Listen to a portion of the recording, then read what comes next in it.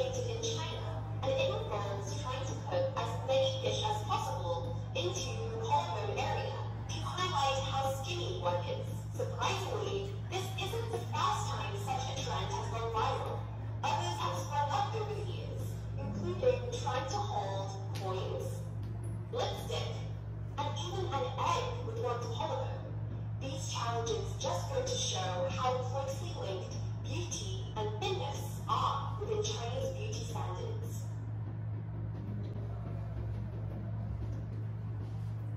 Maraknya tagar kecantikan yang viral di platform media sosial seperti Instagram, YouTube, dan TikTok yang ada pada video sebelumnya seringkali dianggap menampilkan standar kecantikan yang sempurna, tetapi tidak mewakili adanya keberagaman dan keragaman yang ada di masyarakat kita. Next.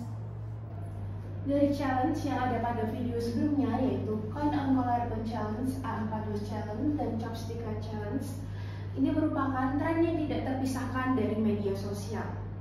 Namun, di balik gemerlapnya tren ini, ada dampak serius yang sering kita abaikan, yaitu lahirlah sebuah standar kecantikan yang tidak realistis. Kita semua tahu bahwa dunia media sosial adalah dunia yang digambarkan dengan kesempurnaan yang seringkali menggoda kita. Namun, apa yang terjadi ketika gambaran-gambaran tersebut berubah menjadi ekspektasi yang tidak realistis, dan apa dampaknya pada generasi muda seperti kita yang tumbuh dan hidup di tengah riuhnya media sosial. Next. Mari kita mulai mengenali bahwa tren kecantikan sering berpusat pada visualisasi eksternal. Mereka mengajarkan bahwa kita jika ingin diakui dan diterima oleh masyarakat, kita harus mencapai level standar kecantikan tertentu. Hal ini menunjukkan paradoks yang menarik. Di satu sisi kita ditekankan untuk mengejar standar kecantikan yang tidak realistis, tetapi di sisi lain kita menyadari bahwa standar tersebut dibangun dari fondasi yang tidak nyata. Akibatnya kita mulai mempertanyakan dan meragukan diri sendiri. Kita mulai merasa tidak cukup karena tidak bisa mencapai gambaran yang ada pada media sosial. Rasa percaya diri mulai terkikis dan bahkan yang paling parah sampai mengalami gangguan psikologis akibat adanya keinginan untuk memenuhi ekspektasi yang tidak realistis ini. Seringkali kita terjebak dalam persepsi yang sempit apa yang dianggap cantik atau tampan. Media massa, iklan, dan bahkan budaya pop terus-menerus menggambarkan tentang kecantikan dan mengukir citra yang seakan-akan harus diikuti oleh semua orang. Hal ini memberikan tekanan pada individu untuk memenuhi standar tersebut. Namun, mari kita merenungkan lebih dalam, apakah kecantikan ini hanya sebatas dari penampilan luar saja? Apakah kecantikan hanya dilihat dari fitur wajah? Apakah kecantikan hanya dilihat dari bentuk tubuh? Saya percaya jelas tidak. Kecantikan itu berasal dari dalam. Kecantikan adalah tentang karakter, empati, kebaikan, dan bagaimana cara kita berinteraksi dengan orang-orang di sekitar kita. Kecantikan adalah bagaimana bentuk kita menghargai dan menghormati diri sendiri dengan tidak membandingkan apa dengan adanya standar yang tidak realistis ini. Kita harus memperluas definisi kecantikan untuk mencakup apa keragaman dan keberagaman yang ada di masyarakat kita. Kecantikan itu terletak pada warna kulit yang berbeda, bentuk tubuh yang berbeda, dan ciri fisik lainnya yang berbeda. Saya bertemu banyak wanita yang saya kagumi karena kecantikannya. Namun ketika saya berbicara dengannya, saya menyadari bahwa kecantikan sejati itu tidak hanya terletak pada penampilan fisik saja. Kecantikan sejati itu terletak pada kecerdasan, keberanian, dan cinta yang ia pancarkan pada orang-orang di sekitarnya.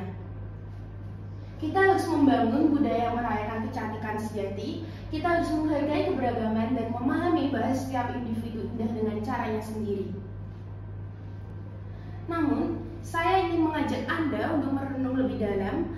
Kecantikan sejati ini tidak hanya tergantung pada penampilan fisik saja, tetapi bagaimana cara kita merawat diri kita secara menyeluruh.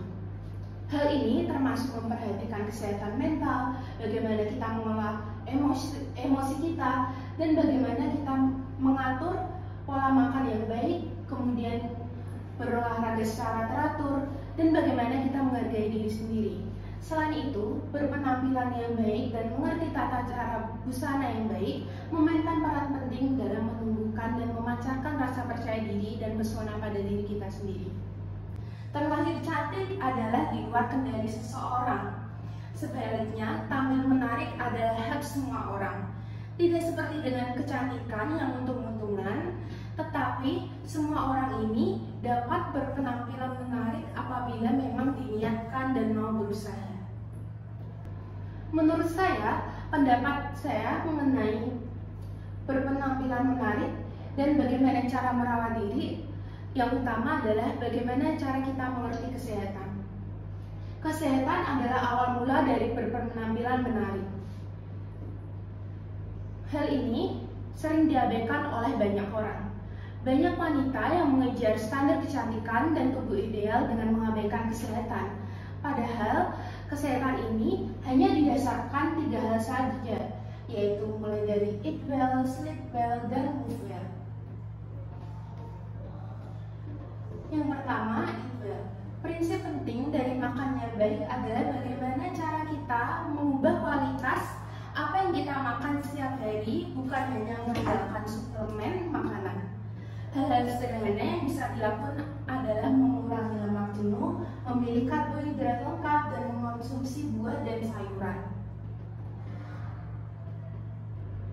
Sama seperti pola makan yang sehat, bergerak aktif harus menjadi bagian dari keseharian kita setiap saat.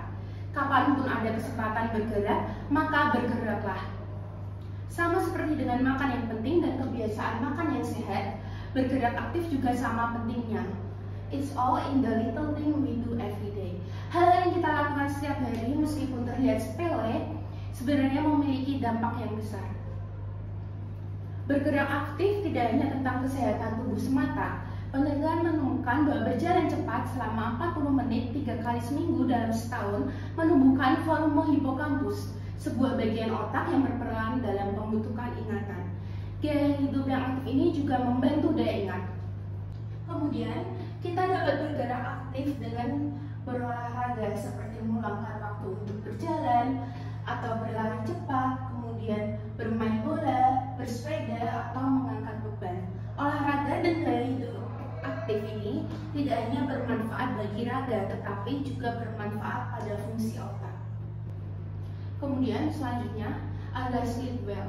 Tidur adalah proses penting untuk pemulihan dan pengisian kembali energi bagi banyak orang masih menganggap tidur sebagai bagian yang tidak produktif dalam kehidupan sehari-hari.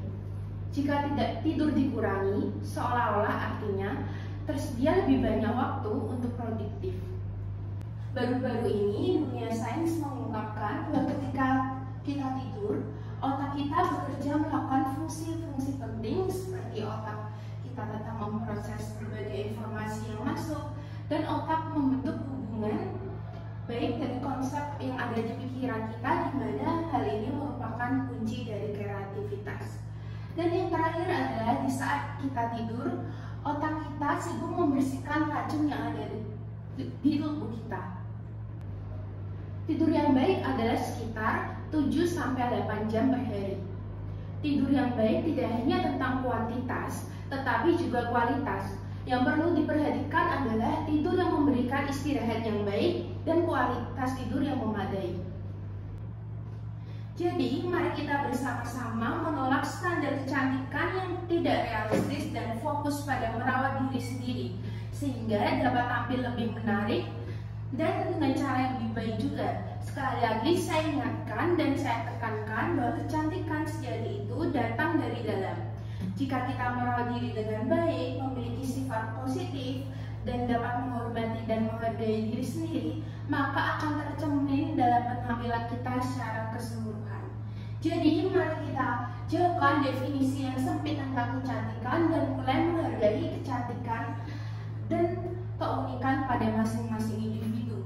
Setiap orang memiliki potensi untuk memancarkan kepercayaan diri dan daya tarik yang unik. Sekian, terima kasih.